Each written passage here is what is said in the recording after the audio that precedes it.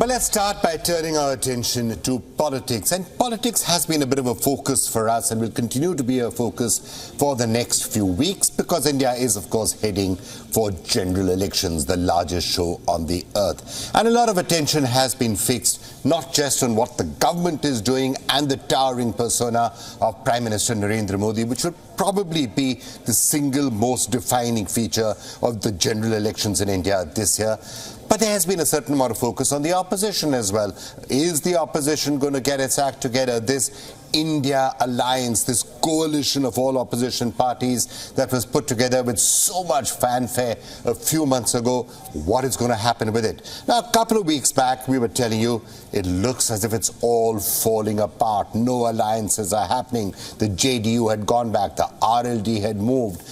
Even other alliances between the Aam Aadmi Party and the Congress, or the Samajwadi Party and the Congress, and the Trinamool Congress and the Congress, all of those looked as if they weren't happening. So quite frankly, a week, 10 days ago, it looks as if the India alliance was more or less all over. Well, things have turned around a little bit.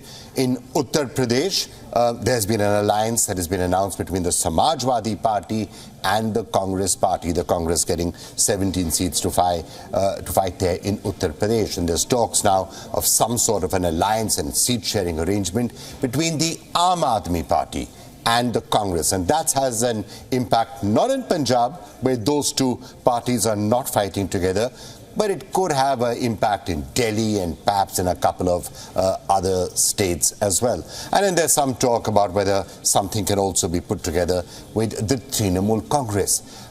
It has to be said in West Bengal, though, and I'm going to come back to this theme a little later on this program, there has been some talk. Is an alliance actually a good thing or a bad thing for the opposition, for the India alliance in West Bengal? Because in West Bengal, it is Mamata Banerjee who is very much in the saddle there. So opposition unity, whom does that work for in West Bengal? As I said, I'm going to come back to that theme a little later on this show. Now, why does all of this even matter? It matters because if you look at the country as a whole, there's always been a thesis that when you have a ruling party which is as strong and as powerful as the BJP is, the only chance the opposition has is to try and come together and have one candidate against the BJP in every single seat. Because let's say you had a situation where the BJP was getting 35% of the votes in a particular seat and the remaining was divided between the opposition, then it's only if the opposition unites that they have a chance of beating the BJP. Now that is the theory. That's why the India Alliance was set up. And that's what they're going to try and do. And they're going to try and do that in some states where it will be particularly important. Bihar comes to mind. Maharashtra comes to mind. Other such states where actually having an alliance could make a difference. You can add, states like Delhi to that particular list. But it has to be said that that entire theory, there are people and there are experts, and I'm going to be coming to Sanjay in a couple of minutes to ask him about this. There are some people who will have a particular question. Does that logic really work in elections in India? Because, let's face it, there are a large number of states. Look at the entire Hindi heartland, for example, other than Uttar Pradesh. Look at places like Rajasthan or Gujarat or Madhya Pradesh. These are places where it is Congress versus the BJP. And in many of these places, the BJP has actually been getting 55%, 60%, something like that of the vote. Now, if the ruling party is getting 55% of the vote, it really doesn't matter whether the opposition unites or it doesn't, because 55% of the votes are going to the BJP. And if you look at 2019, that actually happened in a surprisingly large number of seats. The BJP got more than 50%.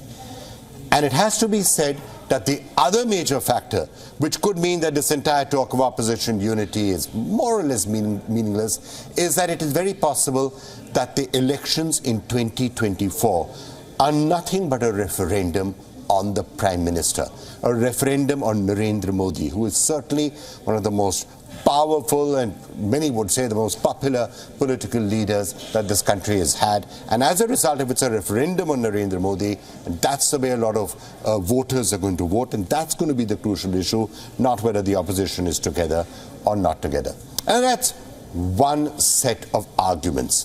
The flip side of that would be, yes, that may be true, and it may be true in many states, but if the opposition is to come together and put up a very good fight in states like Bihar or Maharashtra for that matter, try and put something together in Delhi, try and make sure that the BJP is kept back a little bit in states like West Bengal, then the numbers that the BJP gets could be driven down. There's talk about 400 seats. That will start to look like a bit of a chimera. 370. Will the BJP cross the 300 figure? Will it get to a majority? Now, if somebody is really optimistic in the opposition, they're talking about that. But that numbers game is where the entire question of opposition unity and what is the numbers that the BJP gets, that's when it starts to be really important. Now, all of this is, of course, the theory. This is what psephology actually tells you. But as I said, in this particular election, it's very possible that chemistry is going to be trumping a lot of the arithmetic. And for more on all of this, let me now turn to the expert in the field, Professor Sanjay Kumar, former director, CSDS. Sanjay, thank you so much for joining us. Let me just begin by asking you the big question. Do all of these alliances and all of this politics matter, or do you think this election is done and dusted already? Would be very difficult to say that it's done and dusted, but I think despite Congress being able to form an alliance with Samajwadi Party in UP and almost forming an alliance with Aam Aadmi Party in Delhi, the interest in election has rejuvenated, but I still believe that NDA is way, way ahead compared to the nearest rival, which is the India Alliance. I'm just going to ask you a little bit now. Let's just do a little bit of the mathematics on it. I was just saying, there are many states where an alliance doesn't matter because it's a bipolar election. And there are some states where there's an argument that alliances could actually backfire. Which are the states, Sanjay, where an alliance is important and therefore would matter? Maharashtra perhaps, Bihar perhaps, Delhi. Which would be the places where having an alliance could make a difference? Oh, Maharashtra, rightly you have mentioned Maharashtra is a state where if India Alliance is able to form a good alliance and does a seat sharing arrangement, it could pose a difficulty for the NDA Alliance. Bengal is another state. Even though it is a kind of a direct contest between the BJP and the Trinamool Congress, but if Trinamool Congress is able to stitch up an alliance with the Congress, I think it would avoid splitting of some vote, which can increase the tally of India Alliance in West Bengal. Bihar is not that important because, yes, the alliance is in place, seems to be in place on the both sides. NDA with a lot of partners and India Alliance with a smaller number of partners. But the alliance is not going to matter much because the weight is tilted heavily in favor of NDA Alliance. So Bihar doesn't matter, to my opinion, too much. But I think these are the states where alliances will matter in 2024 election. In Delhi, it doesn't matter much electorally because if you look at the 2019 Lok Sabha election, BJP had won almost all the seats, barring one, with polling with more than 50% votes in every constituency. But still, working out an alliance creates a perception, because look at what was happening, Vikram, in the last couple of months. All these possible political parties who were trying to form an alliance as an India Alliance, they were fighting against each other. So the perception was conveyed among the people that they can't come together.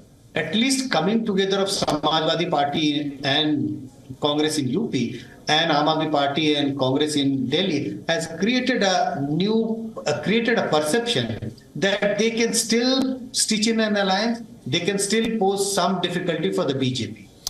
All right, Sanjay, we'll keep on coming back to you and discussing it. The sense that I'm getting from you is that, okay, it has kept the interest in this election going for a little while longer. Otherwise, everyone is going to just switch off and saying it's all over, let's think about other things. Would that be a fair way of summing it up? Thank you. Thank you, Vikram. Thank you.